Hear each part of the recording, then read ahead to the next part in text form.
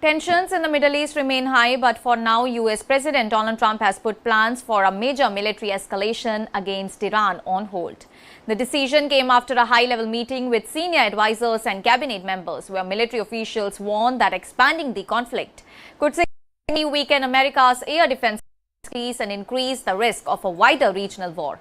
According to the reports by the international news agency, the Donald Trump administration had been considering a much larger military campaign after nearly 2 weeks of nightly strikes on Iranian military targets. However, senior Pentagon officials advised the president that another major operation could dangerously reduce the US stockpile of Patriot interceptor missiles and other key air defense weapons deployed across the Middle East. Chairman of the Joint Chiefs of Staff General Dan Kane reportedly told President Donald Trump that while the US military is fully capable of carrying out a larger offensive, doing so would have leave American forces and allies with fewer interceptor missiles to defend against possible Iranian retaliation.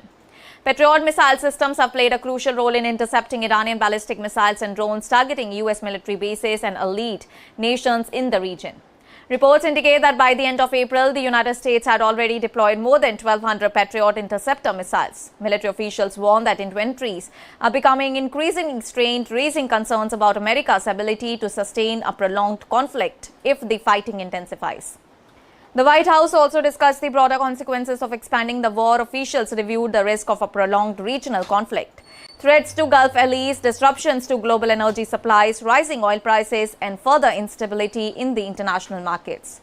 Reports suggest that only a small number of Donald Trump's advisors supported launching a much larger military campaign, while most urged caution because of the strategic and economic risk involved.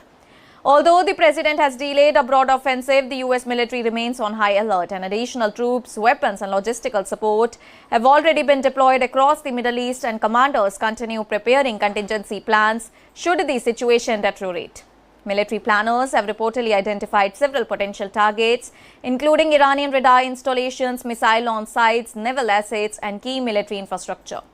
However, those plans remain on hold for now, and speaking to reporters, President Donald Trump said that the US was locked and loaded and fully prepared if necessary, but added that discussions were continuing and no final decision had been made regarding further military action. Meanwhile, the conflict continues to evolve across the region as Iran's Islamic Revolutionary Guard Corps claimed that its navy fired warning shots at 4 commercial vessels attempting to pass through the Strait of Hormuz, forcing the ships to change the course. The strategic waterway remains one of the world's most important oil shipping routes, making any disruption a major concern for global energy markets. In another significant development, Yemen's Houthi rebels claimed responsibility for launching 3 ballistic missiles at the Saudi Aramco refinery in Jazan, one of Saudi Arabia's largest oil refining facilities. The attack has renewed concerns over the security of critical energy infrastructure in the Gulf. Iran is also reportedly considering increasing domestic petrol prices in an effort to reduce fuel consumption during the ongoing crisis. Officials are evaluating different options, although no final decision has been announced. The conflict has also drawn in Ukraine as President Volodymyr Zelensky announced that Ukraine would share intelligence with partner nations, alleging that Russia has helped Iran by providing satellite surveillance and targeting information for attacks on US military facilities and the Gulf states. Zelensky claimed Russian satellite activity over Bahrain, Jordan and Kuwait closely matched the timing of the recent Iranian missile and drone attacks, although he did not publicly provide evidence to support the allegations. Ukraine has also claimed responsibility for long-range strikes in the Caspian Sea, targeting vessels allegedly transporting military supplies between Russia and Iran. Iranian authorities confirmed that 1 commercial vessel was hit, killing 1 sailor and injuring another, and Tehran condemned the attack, summoned a Ukrainian diplomat, and accused Kyiv of attempting to widen the Russia-Ukraine conflict into the Middle East. Iran has also accused Israel of encouraging the US to maintain military pressure on Tehran, and an IRGC spokesperson alleged that Israel was providing misleading intelligence to Washington in order to provoke further American involvement in the region. The group warned that any future conflict would be met with a strong military response. Meanwhile, Kuwait has denied reports suggesting that it assisted the US in military operations against Iran.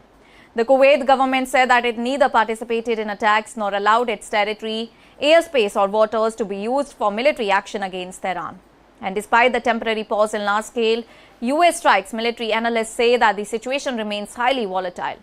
American forces remain deployed across the Middle East. Iranian-backed groups continue to threaten regional targets, and both the sides remain on high military alert. And for now, President Donald Trump's decision to delay a broader offensive appears aimed at avoiding an immediate regional escalation while preserving critical American air defense resources. However, with military assets already positioned across the region and contingency plans still in place, officials caution that the situation could change rapidly if new attacks or provocations occur. The coming days are expected to be crucial in determining whether diplomatic efforts can prevent a wider conflict or whether tensions once again escalate into a broader regional war. That's all for now. Stay tuned to the Savera for more updates. Do like, comment and subscribe to the channel.